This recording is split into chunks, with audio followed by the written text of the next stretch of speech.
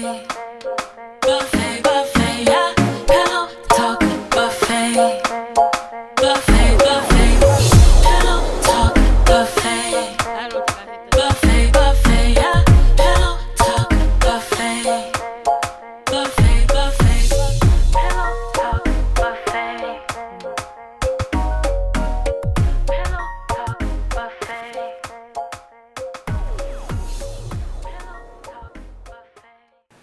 Welcome to the Pillow Talk Buffet. I'm Clara.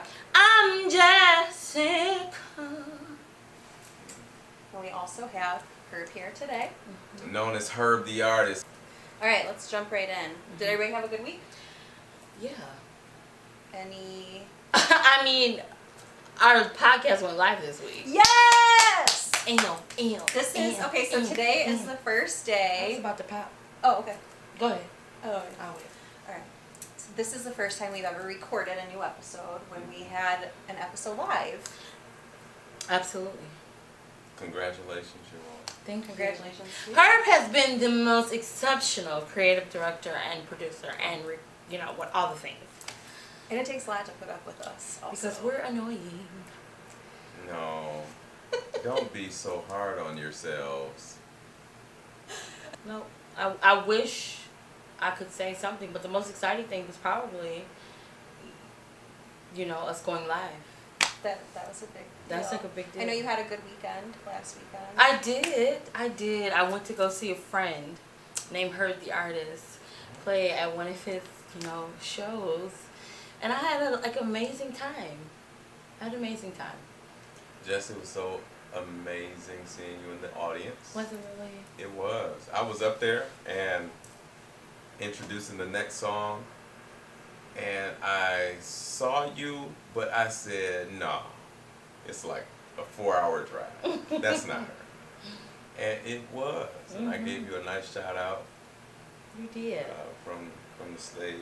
It was a good night. It was. I had fun. I did a lot of dancing that I did not anticipate doing. Yes. And this dancing occurred in $11 shoes. Can I tell you? I bought these shoes for $11, and I felt every bit of that $11 every time someone encouraged me to dance. Guys, spend more money on your shoes, because otherwise you'll end the night with a Charlie horse in your ankle, and I didn't even know that was possible. Or take them off. I didn't make it any better when I kept prolonging the Herb song. played every banger for 45 minutes. Oh. There was a moment where I was trying to reach him telepathically and say, enough. Enough. Because my feet are burning. Yeah. Other than that, it was fantastic. Petoskey is near the water. I'm obsessed with the water. And I had a very good,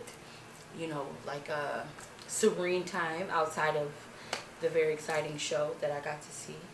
Herb's band is magnifique. Oh, thank you. So, what about you, Claire? What happened that was exciting for you?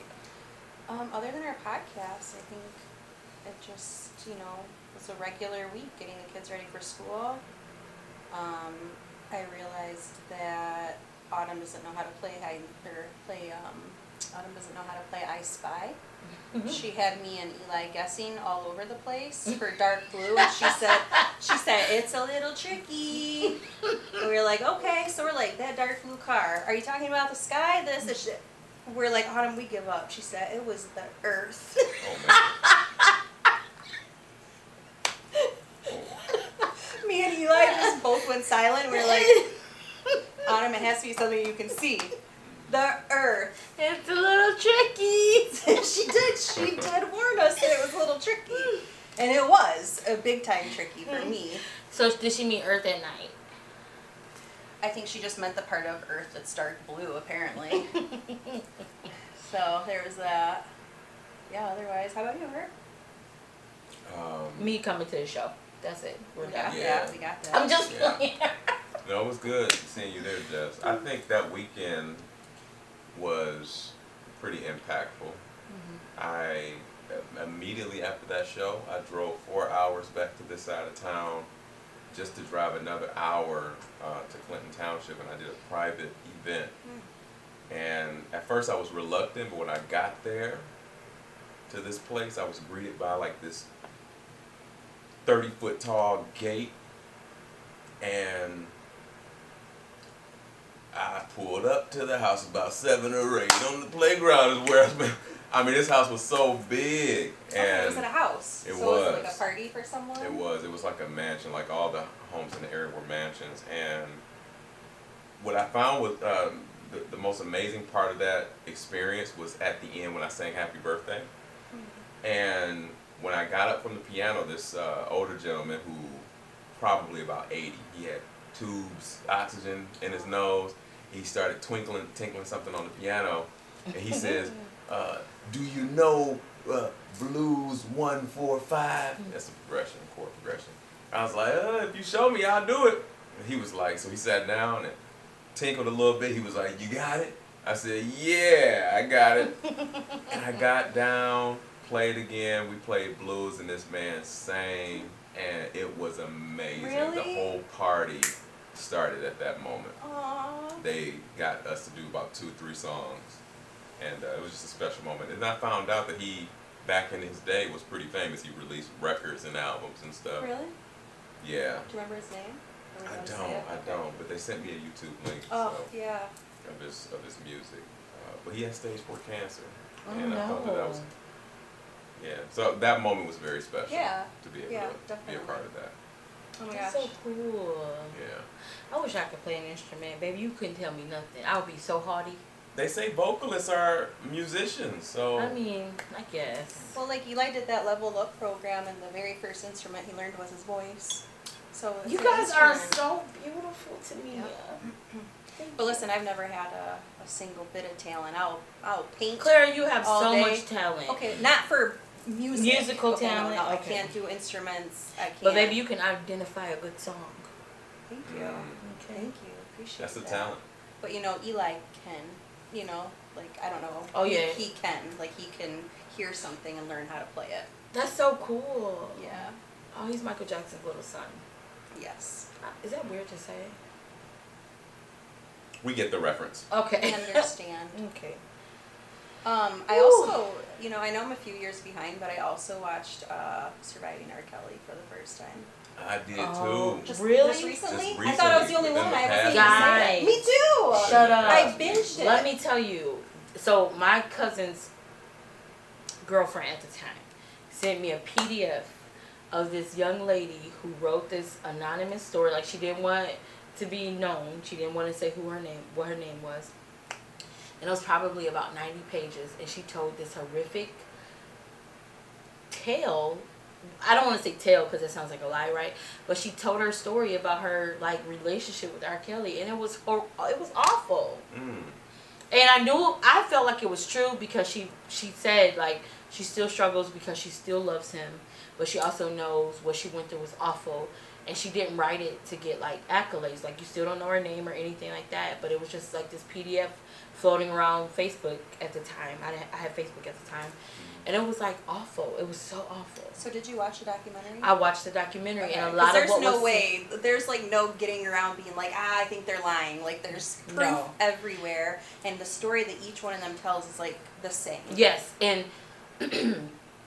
reading that and then watching the documentary, because they probably happened within 2 years of each other, maybe a year and a half, and there were a lot of similarities, or actual. You know what I'm saying?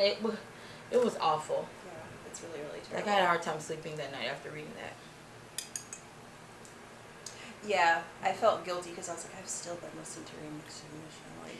I And I was mean- now Okay, so is it possible to separate? They I talk just about that at the said- end of the I documentary. said this to somebody today, 12:30 today. That same thing, but we were not talking about. You can, right? Yeah. I think You separate the person from the from the talent. art, yeah. Well, and the guy said it because I watched Surviving R. Kelly and then the second one. Did you watch both of them? No, There's I a fell second asleep one. on the third episode. So at the other one, there's kind of a long portion that talks about can you separate the artist from the art? Okay, and so obviously they start talking about Michael Jackson and all these other people. And for me, it's been easy with Michael Jackson because I'm well, there's people that say he did have issues, but then he had this really terrible childhood, and then there's people that say that they were kids and knew them their whole lives. and nothing ever happened, like Macaulay Culkin. Like, he's like, nothing ever happened. And it's Michael Jackson, so for me, I feel very biased, because, like, especially with Eli being such a huge Michael Jackson fan, I'm like, his art matters, because it is everywhere, and so long, and just, it's a really big deal. I think so. Like, I've had like a iffy time, but obviously you don't know everything, you don't know anything, right? But like, as far as Michael Jackson is concerned, I'm like, I don't know how true any of that like is. Obviously, I don't know, you know, but like, there's a part of me that does not want to believe that it's true. However, after reading that PDF, it wasn't like an official book, like she didn't publish it or anything like that. After reading that, I'm like, ooh, this is probably holds a mirror. And the girl was very like responsible in taking accountability for her part, which made me feel like a lot of what she had to say was true, because the agenda wasn't to bash. She was very honest, I felt, or it appeared to be so, about her position and her like obsession with R. Kelly overall. She just kind of stated what happened. So I don't know. You know, obviously you never know, but I think with R. Kelly, we know. he nasty. Yeah, we kind of know with R. Kelly. Sorry, There's Kills. too much there. All right, well, let's get into what we want to talk about today. We want to talk a little bit about marriage, after marriage with kids, co-parenting, life, all that stuff. So I guess we had talked about before, kind of talking through our own examples, and, you know, I know, Jessica, you and I have talked a lot about, you know, the examples that we had as kids. My parents were never married. They were on and off a lot of times. There was like a few times in particular that I remember my dad moving out. He always ended up coming back. But it was weird. And then I even remember like little things, like one time my mom said she was going to take me and my friend to dinner, but we were actually like at a bar and she was on a date. And then like at the end of the date, like we saw her kiss this other guy, and like me as a kid, I'm like, I thought like her and my dad were going to get back together, you know? But so like I have little moments like that, but I'm really lucky thinking about how they were after finally, because they ended up separating so many times that I was like, when are you going to stay apart? Like, I'm tired of this, you know? And then it wasn't until, you know, I think the final straw was when I was 16-ish. I don't know if I've said this before, but I was 16 years old, and I was hanging out with two guys and a girl. We were all hanging out and going to a bowling alley to, you know, just, you know, normal teenager stuff, right? We went there, and my dad was there with this lady that was not my mom.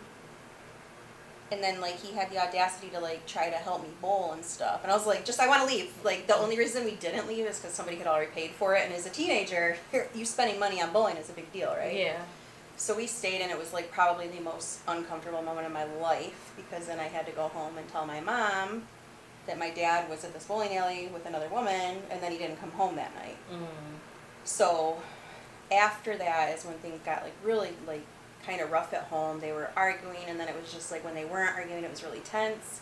So I tried to be gone as much as I could. I was working, and I just wanted to get out of there.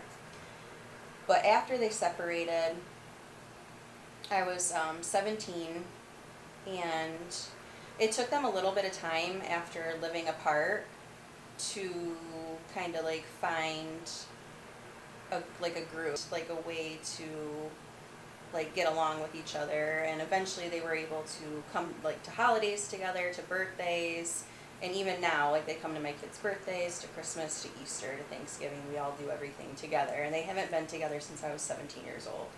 So for me, that was a really good example of like when I did get divorced and having kids, of kind of how I thought I could make it work and have it be positive for the kids. Did you have any examples of Or like, what was it like for your mom being married to your dad? I feel like I learned or picked up on certain things much later. My parents were still married, even though my father spent a lot of time in Michigan State prisons. And so we would visit him, like we would, as a family, we would go visit him, whatever. He would come when he came home. He would come home unless my mom sent him to my grandma's house. So the picture that they painted appeared healthy at that time, right? Like, what I knew was what I knew, and for me, seeing like friends who maybe didn't have a father in the home, because I didn't have a father in the home, so I don't even know why I thought like it was different, but, or didn't have, you know what I mean? Like it wasn't until like I ran into a friend or an associate or a classmate who father was actually in the home, but I stood on the fact that like my parents were still married, like we have the same last name, etc. And whenever my dad would come home, we would simulate a family. We would act like a family, It wasn't until I was like 16 and my dad came home for the final and last time where I realized how unhealthy and unrealistic the circumstances were. I really give a lot of props to my mom for working really hard to try to create like a level of health and balance for us. You know what I'm saying? So, I don't know. I guess now, like, as an adult, I'm like, yo, that was jacked up. I think my mom stayed married to my dad because, one, I think she did love him. I think, two, she carried a lot of guilt and shame. These are not her words, these are mine. When I was about 7 or 8-ish, now she didn't tell me this story until I was in my 20s, but my parents weren't legally married. She thought they were. My father was still married to his first wife. What? Yeah, girl. Okay. My mom told us this story when I was in my late 20s. My father was still married to at the time that my parents were to be married or got married. How old were they? Like, you Probably, guys were like... My mom had me when she was 29, so I'm assuming somewhere between 26 and 29 or something. I don't have a lot of details. Before you were born, though. Before I was born. Okay. She was very like the reason I know what I know is because of my father and because of like my uncle and aunt. But she said we had just moved to Ypsilanti, so I would have been about 7. And our pastor at the time called my mom to the office. She was also really good friends with our pastors at that time.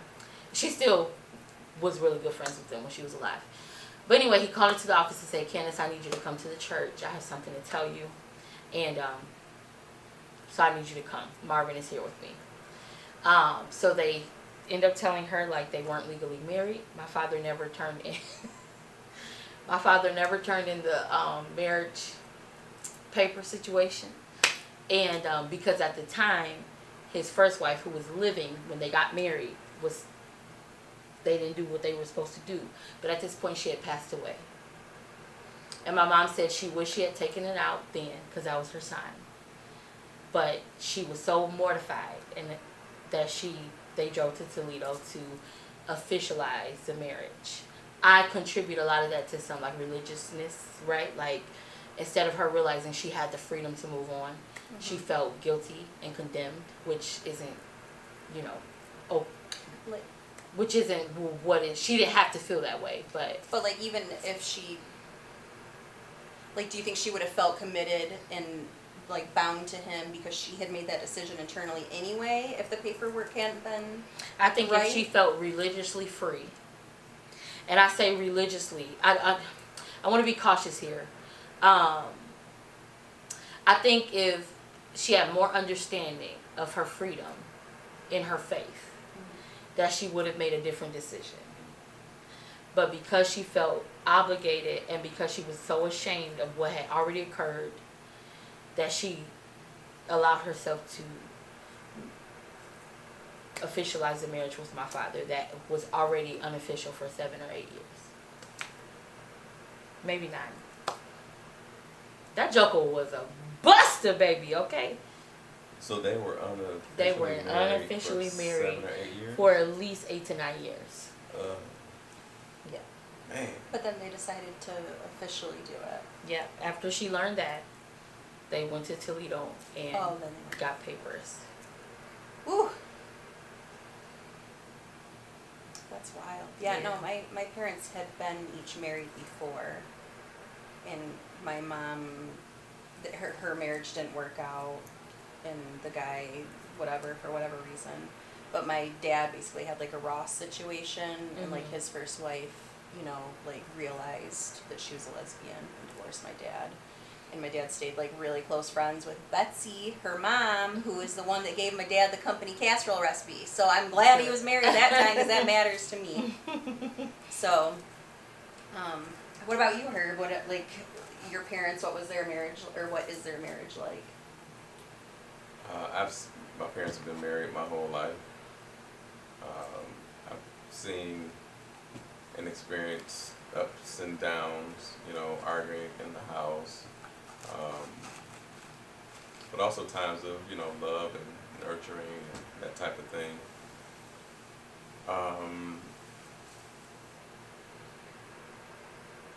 There was this one weird period of time that as a child, I didn't think too much about it. But for a moment, we lived in what I believe was a homeless shelter. Really? Yeah, How old were you? probably 7 or 8. Mm. And I remember being in this facility. I remember when we went, and we got our room, bunk beds, going down for breakfast, getting some Fruit Loops, and just being here. And I don't know where my dad was necessarily during that time. Now, I know that he was in the Navy. Oh, okay. So I don't know what was going on with that part, but for the most part, my dad has always been there. So, but that was the only gray area that at the time I didn't think much about. But as an adult, I'm like, Yeah, then it kind of clicks. what happened there? And you still don't know? Like you haven't I don't. asked? Yeah. I might ask after this episode. Yeah, I'm kind of curious too. But like I get like when you're thinking, there's been times where I think back and I'm like, is that a real memory of mine, or did I dream that as a kid? Have you ever done that before, where you like thought you dreamt something and then you're like, did that really happen? I know I stayed with a few relatives. Stayed with my granddad for a minute on my mom's side. A cousin of mine who I looked at more as an uncle, because he was much older than me, but he had a girlfriend at the time that I really admired the relationship. They were the first couple that I had ever seen kiss each other in real life. The first time, and they came to a stoplight in San Diego, California, and they looked at each other, leaned over, and just, you know, gave each other a kiss. You want to try it, Clara? My mouth was open and everything. No, I get that. Like, I think maybe, I don't remember which episode it was, but I remember seeing my parents, or my friend's parents, and they would like have like little moments of PDA, and I was so uncomfortable because my parents never were like huggers or like didn't kiss, like nothing. Yeah. So like the relationships I've been in have reflected that a lot, because I always like I've tended, until I like realized I was doing it, to pick people that like aren't like PDA affectionate people, you know. So because I don't know that I would know how, but it's something that I always want. Like I always want like someone else to like know how to be affectionate, or like proud to be affectionate in public, you know. Like it's probably like a weird thing to say that you want. Like I want someone to like me so much that they're showing everybody, but even in the house, like it hasn't been like that, like affectionate or anything. Now, considering our circumstances, that was very much a thing. My mom wasn't, she'd be like go home, you know. You like playful, yeah. Yeah, but one, when you visit somebody in prison, there's not much to hide, so you watch them kiss. But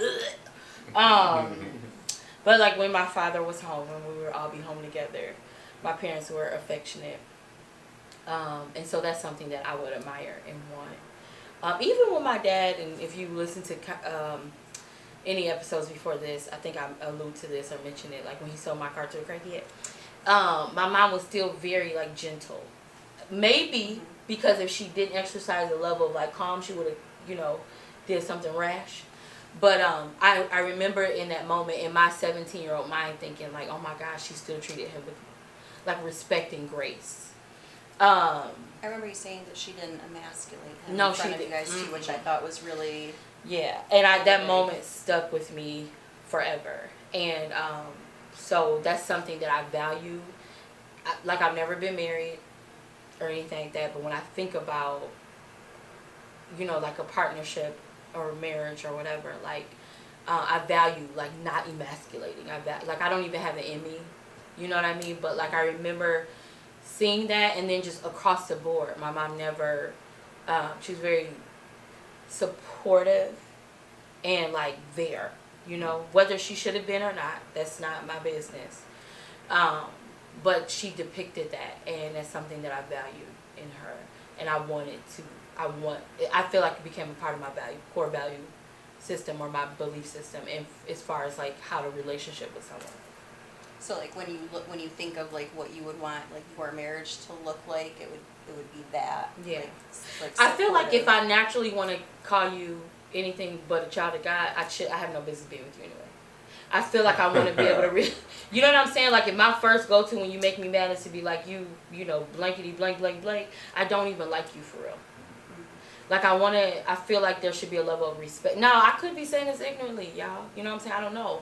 But, like, and I'm sure there's a level of anger that could come that would make me say, you know what, whatever. But I feel like there should be enough like and respect that even if I do want to call you everything but a child of God, there's a level of restraint I exercise because of how much I respect you.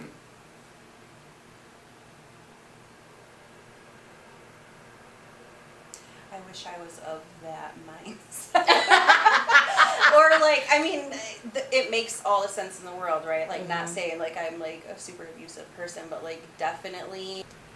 So in the past, when I'm hurt, like I will go for the jugular and say all the things I know that will crush somebody's soul. If I'm feeling attacked, if I'm feeling like I have no other like defense to use, I will.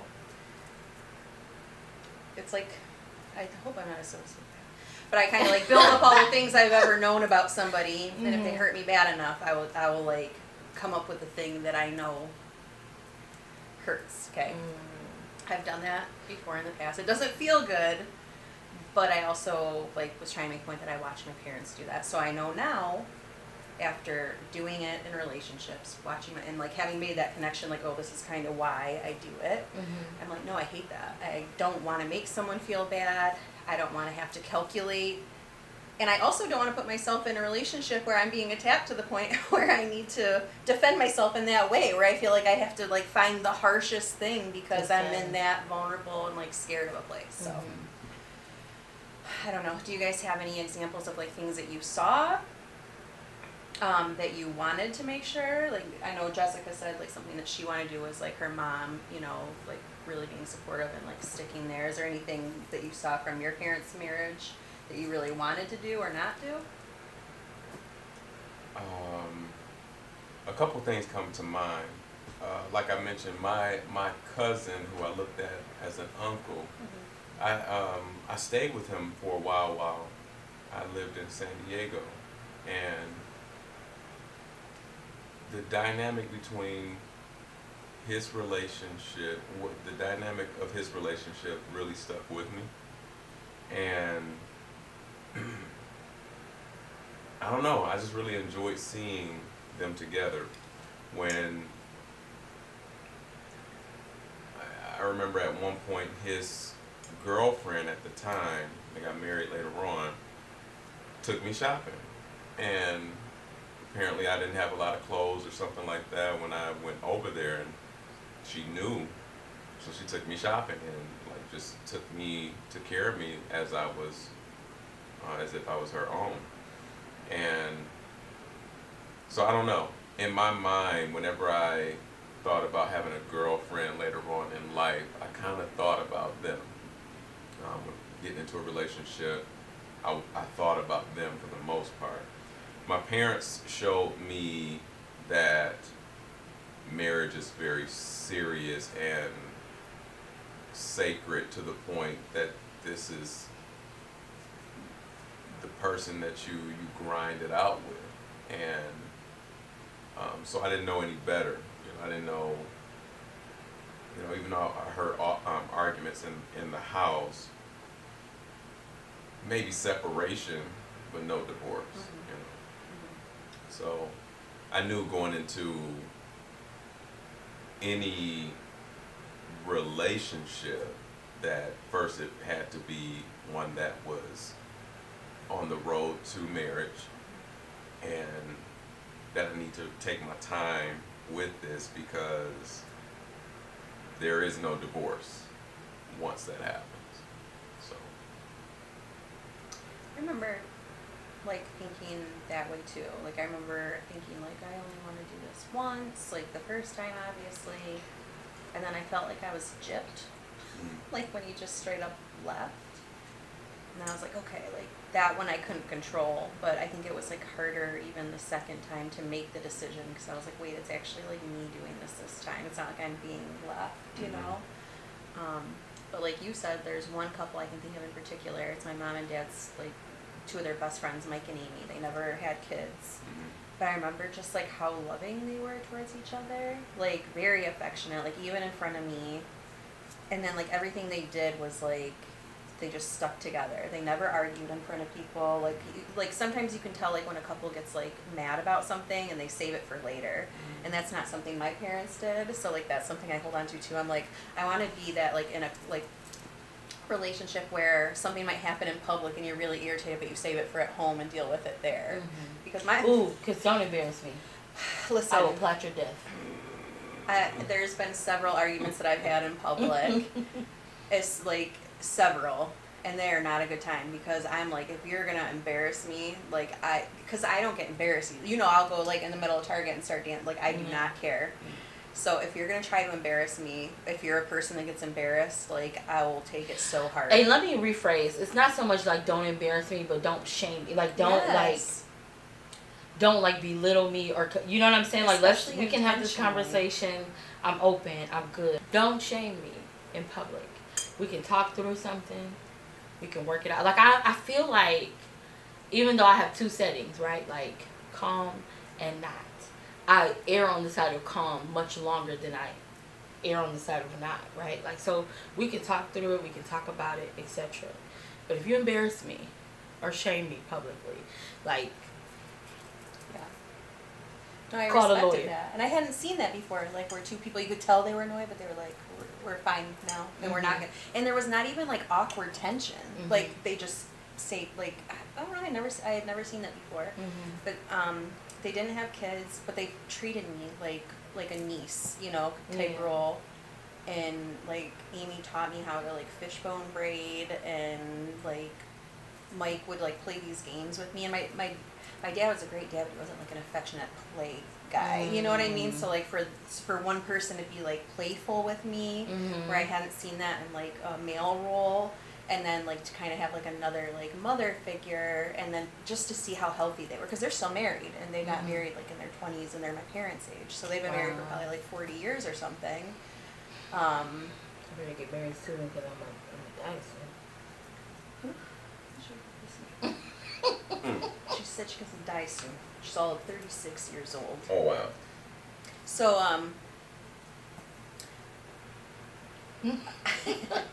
talking about life after divorce. I think I would like to say, and I've had like people tell me, so hopefully it's true, I think that my kid's dad and I have a healthy relationship. There's been times where it was tumultuous, where we had arguments, where we were in bad places, where I felt attacked. I feel like we have a good relationship. It hasn't like been easy, but we communicate well. we send each other like snaps, pictures, texts. We always know what's going on with our kids. I know when Autumn poops. I know, like, because she has issues with that. Like, so you guys needed to know that. But that's how detailed it is. Well, like, it's a we're both gonna start telling her now. We got a group text going, guys. Guess who pooped today? I used to go to the emergency room as a kid because I had problems. That's like Autumn has issues with it. So like we talk about stuff like that. We talk about scheduling. Like we talk to each other. I know he's really uncomfortable with the poop. I love to make him uncomfortable. So, I mean, like, obviously there's, like, always room to improve, but I feel like even though my parents didn't have a good relationship together, they really gave me a solid example on how to do it apart. Because I remember, and Vince didn't really have something like that, because I remember, like, our first year doing Christmas apart, I said, he was, like, really upset. He was like, the one thing that's, like, really upsetting me is doing Christmas apart. And I said, well, why don't you just stay the night before, and then you can be there when the kids wake up in the morning. And he was like, that's so weird. People don't do that. And I was like, you can sleep on the couch. I'll sleep in the bed. I'm not going to have anybody tell me that my kid's dad can't be there in the morning with my kids to open their presents. Right. They're only little for so long. You know what I Right. mean? When they're teenagers, like, maybe we do our own separate thing, but if we don't hate each other and we can tolerate each other, like, why not, like, both get to enjoy those, like, little things that are, like, Yeah. only magical for so long for kids. So, I got a question. yeah. Can a scenario like that work if either you have a significant other or if he has a significant other? Does that still work? I don't know. I haven't Okay. had to deal with that yet. What do you think, hypothetically though? Hypothetically, I think I would like to think that I would pick a person that would understand and trust me. If we weren't, I mean, obviously, if like I got to the point where I was living with somebody, that would be different. Like, is it cool if he like crashed and like, but that could be like my kids might not believe in Santa by the time that happens. You know what I mean? I think it would be harder for him to tell somebody, hey, I'm spending the night at my ex-wife's house with the kids. You know, I think he would have a harder time with that than I would. Jess, would you allow that? Ooh, baby. So listen. I can't say I wouldn't because my uncle and his first wife are still very close. I'm not gonna say the whole time they got divorced pretty early. Considering the time now, they got divorced like a long time ago, right? I won't say that whole time they weren't maybe inappropriate, whatever, you know. But they never got together. They never got back together, right? Like they still have like when I lived with my aunt in Georgia, which is my uncle's first wife, he would come over and they would sit up and talk all night and nothing would happen, nothing would go, you know what I mean? They just had they had been friends since they were like middle school, you know what I mean? So they had 3 children together, they were married. And then my niece's dad, he has a wife now. They've been married about 10 years. And so we all get together, even us, like even me and my sister, we get together for holidays. So it's not bizarre to me. I would just need to make sure ain't nobody dipping no sticks in no Kool-Aid, right? Yeah. If there's no Kool-Aid stick dipping, then especially if they're children, but I don't have children yet. I'm 36. The likelihood of me meeting someone, falling in love with someone, marrying someone, whatever you want to call it, who already has children is very, very high, right? So I don't find it strange. I just need to know that there's no inappropriate, you know, because I would cut it off. I'll cut it off. If you're talking about, though, even having a say, like if you live together, okay, like say you're just dating somebody and they're like, I feel like you would know if their relationship, like if you don't trust them enough to stay the night, like don't you think like you probably Right. shouldn't be in it anyway? So ideally, I'll say this. I would want her to have her own, it doesn't foolproof a thing. Ideally, though, I would want her to have a significant other, right? Because here's the thing: the children matter. Like, I want babies. I don't need a ton of them. I'm be a geriatric, pregnancy, whatever. Anyway, I love children. I love babies. I'm always gonna think about the children, even if they're not mine. So if she has a person, I'll feel even more comfortable. But I'm always gonna think about those babies first. In any what's scenario, best for them, right? what's best for them. So Maybe I'm gonna say I don't feel comfortable with sis vagina being up in the house, but we could pay for sis vagina to get a hotel. Do you know what I'm saying? yeah, I mean, kinda, but like that kind of defeats the purpose of both of them being able to be there Christmas morning. Right. What I'm saying is, I don't know what I'm saying. Well, the point is like Christmas morning. And right. Okay. So Christmas morning, yes. If I feel like she's trustworthy, if I feel like the children are the central focus, I don't have a huge deal because it's not foreign or weird to me. I've been in scenarios and situations where, even if initially or in the beginning, relationship wise, it wasn't healthy, over time it's good, right? Like my aunt and her, she only has one son, and their father, his father, my uncle and his, you know what I mean? Like it's not odd to me that everybody figures out how to come together for the babies. Yep. I just need to know that sticks ain't dipping in Kool-Aid. I guess you have children, okay? So I'm assuming that is not something that you guys do. But say you were seeing someone who also had kids and that was something they did, like what would that be, like absolutely not, or would it matter like what level you were on? Because I think about like, I still want you to answer, but like for you, Jessica, like when I find like a next partner, I want them to know me in an intimate way the way you do. Now I think that you know me well enough to know that if I had my kid's dad at the house, nothing's happening. Right. Because that's the type of person I am. Nothing's happening. Right.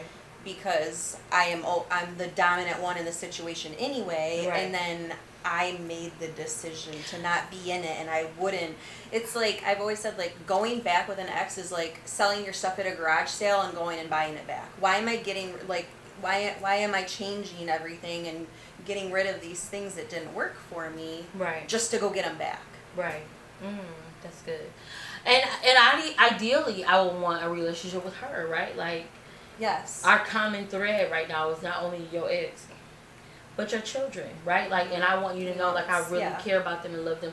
Not to the extent to override your position as a mother, but like me being a bonus or whatever. You know what I mean? So like, I want a relationship with you. And again, none of it is odd or weird to me, because I've seen variations of it within my own family. And it makes sense to me. My uncle and his first wife were dancing at their grandchild's graduation party. Now, neither one of them are in like a committed relationship, but neither one of them want each other, right? Like, but they have legacy following them. You know what I mean? So I would prefer you all to get along, because I don't want to tussle. Right. Unnecessarily. You know what I mean? But if there was an issue, if there was still tension, I would stay out of it, because it's not my, you know what I mean? I would just honor boundaries. Ideally, in the best scenario, I want to get along with her. I want her to know I want the best for her babies. And whatever I can do to help assist and join the cause, that's what I would want to do. Yeah. Well, and then there's like so many things to consider. Like obviously I'm not like having to deal with that yet. Like we'll see what December brings me, but say he had a significant other and she did have an issue with it, but she really had a good relationship with my kids. Okay, come on. Yeah. You come too. You're important to them, and she's because important. The more to, the merrier, right? The more the merrier. Yeah, and if she had her own kids, had her own thing, then she would probably want like a whole separate thing. And that's like getting way far ahead, because none of these people are real. Nobody's real. Because baby, I ain't even being married yet. So okay, tell me your opinion. Sorry. I have a couple thoughts. We want them. One thought is, Give them to me, baby. if it's a situation and you guys were married and you say you like her hair, that is so random. It is a nice color. Thank though. you. Mhm. Thank you. It actually pulls from some of the pastels That's that why are I did it. in the. I'm just kidding. I dyed it to match your couch. A thought that I have is that if this situation came from a marriage and they're not divorced and this is the situation, maybe they should just move on and create new traditions. That's one thought. Okay. Unless the kids specifically request something like that, I don't even think it should be brought up. I don't disagree, right? Like I don't think anything should be forced. In my like fairy tale romantic mind, I would want these babies to have everything they could absolutely possibly have, even if they weren't mine. But I would honor and respect what these parents needed or wanted, considering I don't have children yet. But in my fairy tale mind, I'm like, let's all have a party. Yeah. So you do completely separate holidays, or do you like alternate each year? So I think that I could handle an all-inclusive situation like that. If it's toxic though, no. Yeah, if it's toxic, well actually, because I'm a communicator, so even if it is toxic, I believe that there's a way to communicate to the other side to establish a plan. I think most people operate best when they know when this is going to start and when it's going to end. And I feel that if you set a healthy parameter, it could work, even for the most toxic of person. So yeah, that's how I would approach it if it was a toxic kind of a situation. If they're toxic, they wouldn't want to do it anyway. Yeah, I wouldn't want anyone in my space Yeah. if it felt toxic, which is why I got a space and a I'm piece too back. close to you. I rubbed your boob on purpose. Oh! She said it on my arm, like. Okay, so you do alternating holidays, or what do you guys do? Alternating holidays. Okay. Yeah. And does that work well so far, or is it like kind of tough? I think this would be the first. Well, so in my situation, I kind of got forced into separate holidays. It was unique. I have a boy and a girl, and my son was with me for Christmas, and my daughter was with her. So That's an interesting. How did that come about, if you don't mind me asking? Was it like choice from it was the an kids? absconsion, an absconsion from the state. How you spell abscond? Well, absconded basically is the word. OBSCOND. Abscond. TION. TION. Absconsion. Okay. Maybe SION. Okay. But I was close. I was Yeah. getting there. Okay. Yeah. I don't think it's a real word. You know what? All words are made up at some point.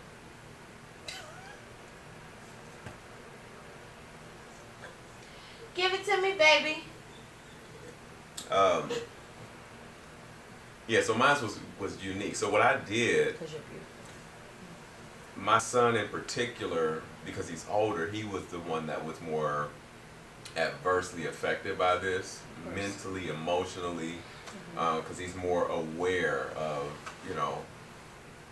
like we're not together. My daughter, she just felt like, oh, this is a vacation, we'll be back soon. Little did she know.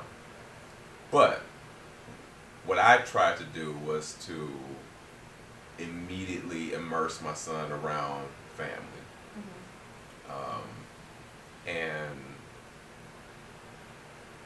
through careful negotiation, try to figure out a time to where I could FaceTime with my daughter so that, she would be able to kind of join in and just really, play it as if nothing is really going wrong here.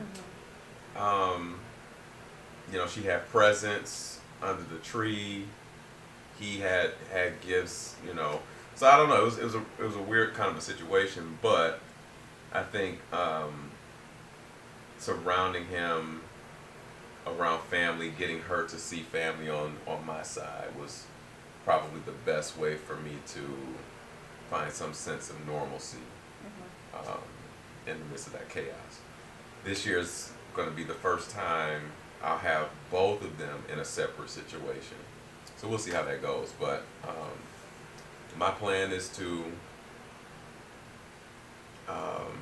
create new traditions. Get them to understand meaning behind the seasons, and yeah. So. Yeah, I guess we technically in our divorce papers have it where we have every other holiday. Just so far, it's worked out to where we're getting along to the point where we can still do it together. She was so in my face. So like Easter, both of our parents come over to the house. Now, in a perfect situation, when we both find people, hopefully they're okay with that, and they're like, "That's really cool that you still, your family still get along, and I want to come too, and like I want to bring my parents." Like that perfect situation. That's how it would work out. But I understand that like that's also like fantasy land. But so like Easter. Birthdays for the kids, like, Eli's birthday, we planned Chuck E. Cheese. He paid for it, like for the actual party. I paid for all the decorations, the cake, everything else. Had it together. Parents were together. Halloween we do together. Like my mom and his mom both come to the house because Halloween is my favorite holiday. So that matters. And we have like chili and pizza and like all these traditions, and to me it doesn't bother me to have him there for those because the kids are little.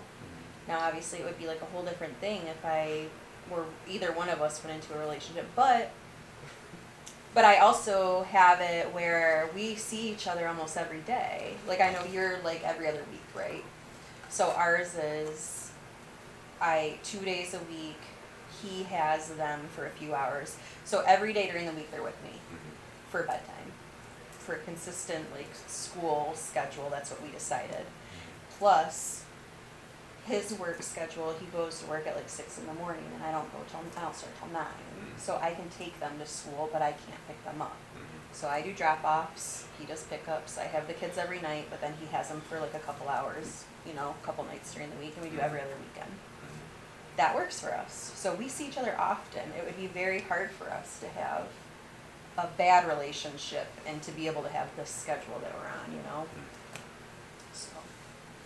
Did it start off like that?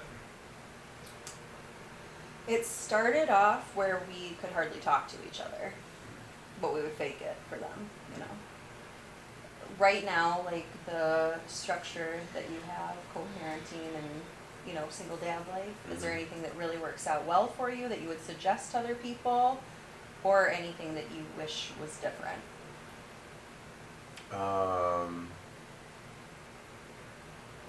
I think, and this is probably more so based off of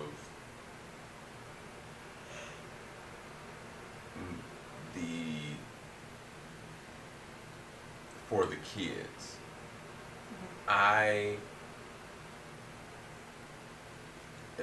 When it comes down to something that I wish that could be better, I wish there was no trying to ignore the fact that although we are divorced, we're still joined together as family, and the kids approve of Right, that. right. And I feel that there is this illusion being created that just because that we are divorced, that the kids should just ignore the idea that they have cousins or family in general on my side. When they're with me, they don't get that at all. When they're with me, there's the acknowledgement of their cousins, their aunts, their uncles, their grandma, granddad on that side. But they're not able to freely do that. And they're savvy now.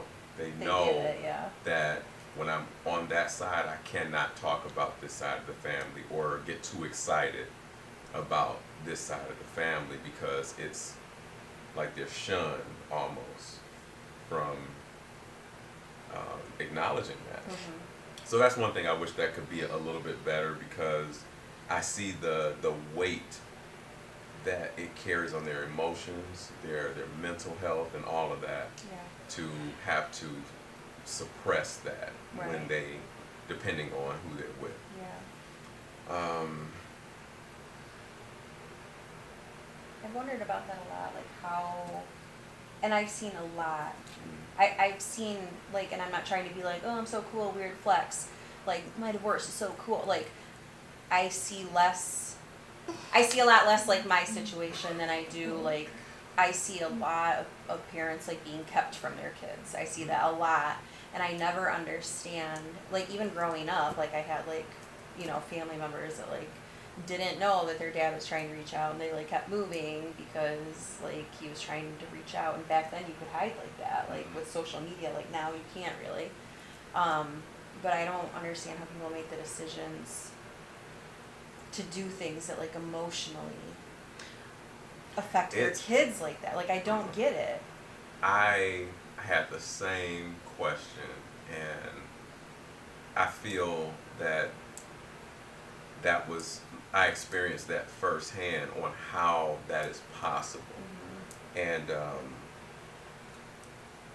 you know, I get, like, there's always going to be two sides to every story.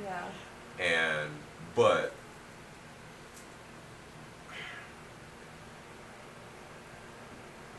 how I think about it, emotional maturity is so important. It is so. It is so important because emotional maturity will help you to be steadfast when things don't happen or go the way you need them to go in order for you to maintain your peace and to, you know, just, you know, really just maintain self-control in a situation like that. When you allow yourself to be overcome by, you know, anger and things like that. It's not that you shouldn't feel anger or frustration, but you can really do some damage to people. Yeah. And by, you know, speaking from a guy's perspective, I've experienced how easy it is for a guy to be stripped of his privileges as a father in these situations because the other person got so emotional that they create an entire scenario that is accompanied by something that seems like pure and genuine emotions and crying and just franticness and like all of this type of thing. Yeah. And it's like, wow. Yeah. So, yeah. I've seen this happen to, like, someone recently, you know, but also I want to mention, like, more close to home, I have a half brother, and he's, like, exactly a year older than me. Okay, so my dad kind of had, like, one family and then, like, moved on to, like, my family. But she was good at keeping my dad from him, and my dad gave up at some point. So, like, I have a half brother out there that I didn't meet until, well, I still technically haven't met him, but we ended up going to the same high school together, and that was awkward. We had the same last name. I had never met him before. But thinking about, like, how my dad was a part of my life and how he completely missed out because of whatever emotions, you know, were there between these two people, or, I don't know, it's sad to me. Like, it's something that I think about, and I recently spoke to my dad about this. I think that my dad is very wise, so I wanted to talk to him about this first, to see if it even makes sense to bring this up now after all of these years. But there was one argument. I have 4 other siblings. I'm the youngest of 5, and none of my sisters were there this particular day, but there was an argument happening in the house, and it got to a point where I heard my mom crying, so she comes, looks for me, and she says, come on, get your things, we're getting ready to go. We're getting ready to leave, and I hope that you never end up like this, something like that, right?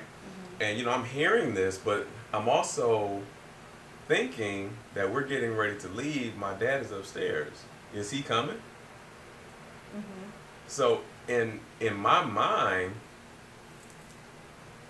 all I know is that my parents are together. Right. But you're getting ready to take me away from my dad. Yeah. And I didn't know how to articulate it at that point, but I was mad. I was very upset about that. Like, I know that y'all are arguing, but I also know that I want both of y'all. Yeah. And that's almost like using fear in a kid as like a manipulation tactic, like you don't, not that it was on purpose, you know what I mean, but like you don't want a kid to feel fear in the middle of an argument for help, because like kids are self-centered, like even though they're empathetic and stuff, they still are like, how is this going to affect me? Like that's your first fear, right? Like that's scary. Yeah, and it was I didn't know what to say. I didn't know how to speak up, but I just know that I did not feel good about what she was saying was about to happen. And the only thing I knew is that all these years I have almost like developed this anger with my mom. Like, what gives you the right to do this? I don't think my dad would ever do this to where he would take me away from you. So what gives you the right? So I had all that going in my mind. I just didn't know how to articulate it. So I remember kind of having that emphasis even while in pursuit of a long-term relationship, a marriage, that, I want to have something that's balanced. I don't want there to be one person carrying so much of the load. Like I wanted things to kind of to be balanced, and it was so when I spoke to my dad about this, I asked him, does it even make sense for me to bring this up, because I think I'm deep down inside, I think I'm angry with her. He says it's good that I acknowledge it, and he feels that I should make that judgment call. That's good. Yeah.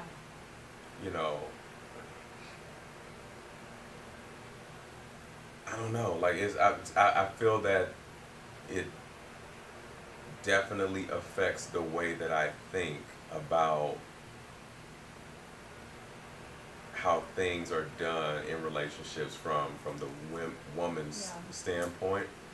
And although I don't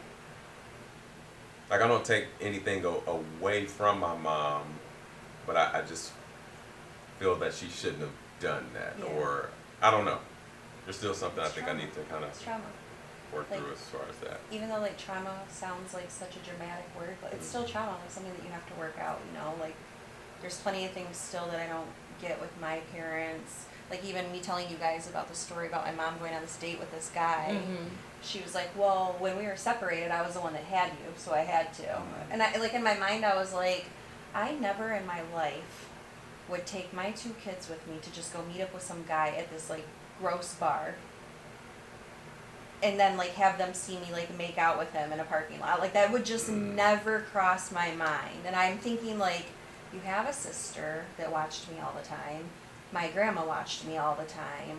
And like, it could have just been her saying, like, yeah, that was a bad mistake I made. Like, I'm sorry. Like, I failed you. Like, because there's going to be plenty of things down the road I know with my kids. Like, I didn't meet all their needs because it's impossible.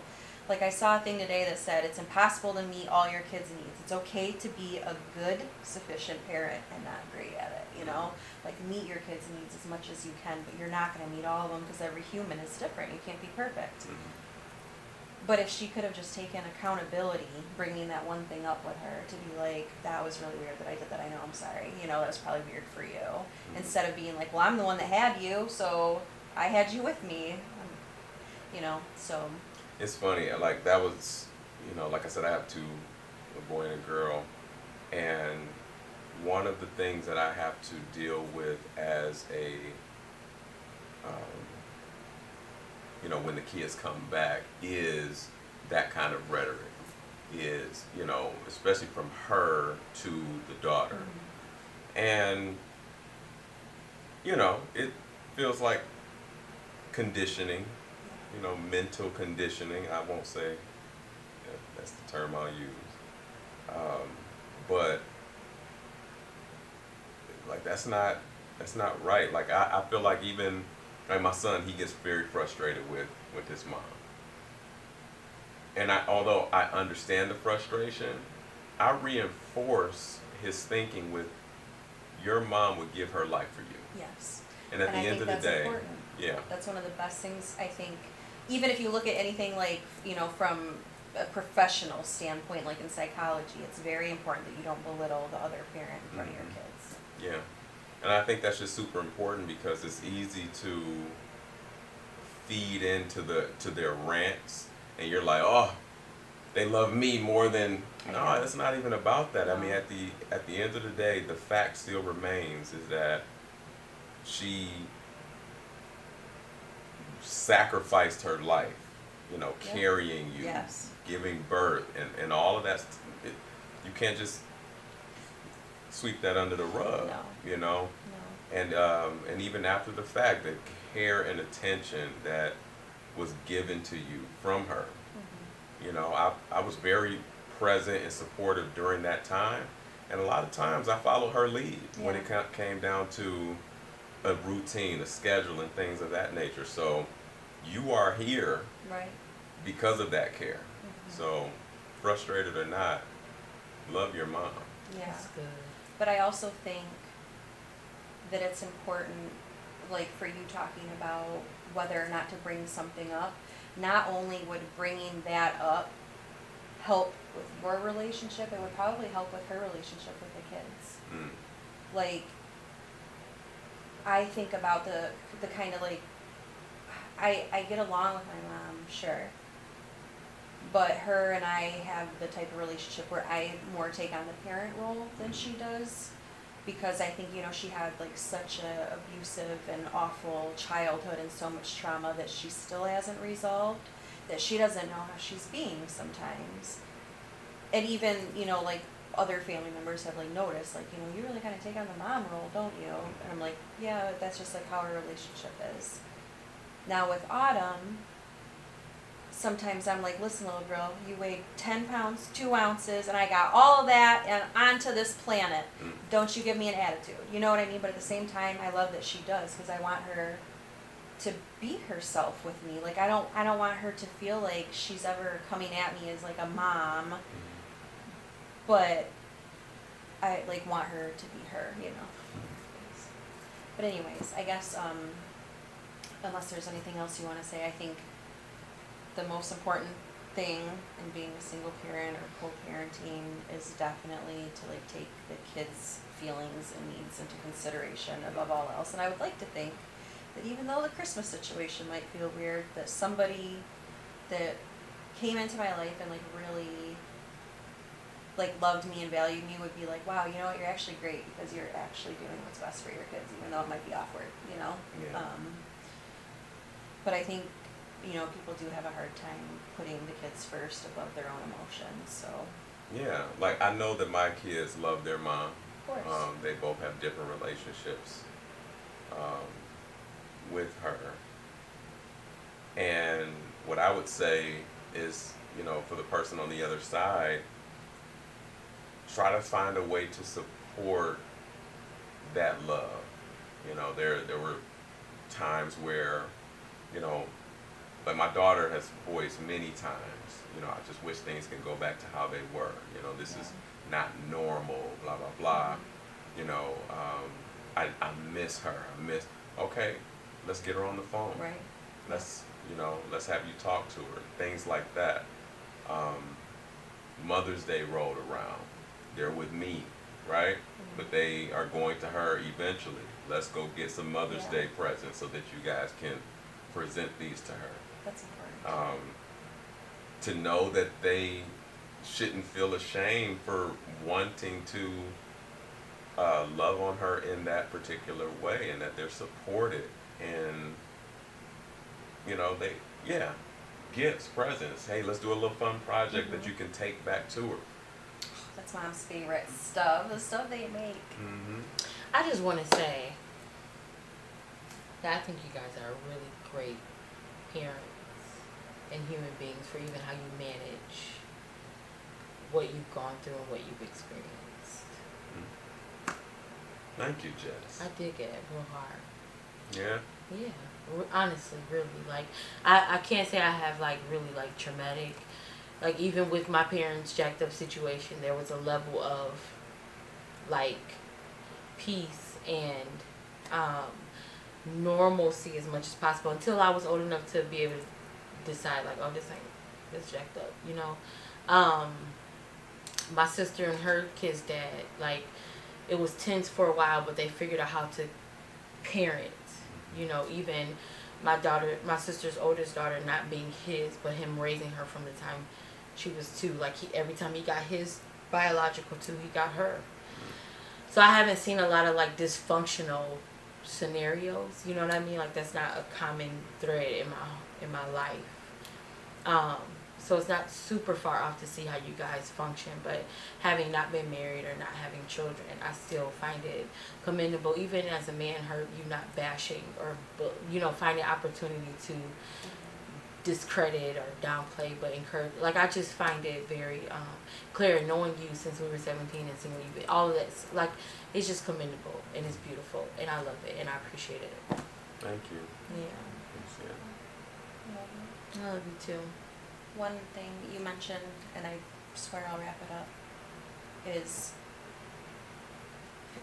I haven't had to do this, Herb, I don't know if you have, I feel like you would have said, but people that are out there treating, like, other people's kids like their own, like, raising other people's whole kids as their own, and not even treating, like, I haven't had to do it myself, but, like, I've seen people do it, and it is the most amazing It's so beautiful thing to do. So if you are a man or a woman and you have a spouse that's done that for you, even if you're not still together, that is big, and it's huge. Like, It's and that's how normal it is for me too. Like, my mom was gonna adopt my dad's daughter. He didn't do what he was going to do. He didn't do what he was supposed to do, so she couldn't. He ended up going back to prison, and so she had to go with the nearest to kin. But, like, that's normal for me. Like, your babies are my babies. You know what I'm saying? So. right. And not in a way that overpowers or is overbearing to the actual parents, but, like, Right, but then you also see blended families, and I would never want to have a blended family with someone that didn't treat my kids like theirs, and you could tell, like, the clear difference between how two different sets of kids are being treated, you know what I mean? So people that do it, people that have people that do it, like, amazing. Like, whatever your chef's kiss is, I can't do it. I think that's it, unless you have anything else. nope, No. he doesn't. Thank you guys for having me on the show. Thank You're you for welcome. being here. You gave Thank us you so for much. being a friend. These are my legs. Travel down the road and back Wow. again. My heart is true. You're a parent.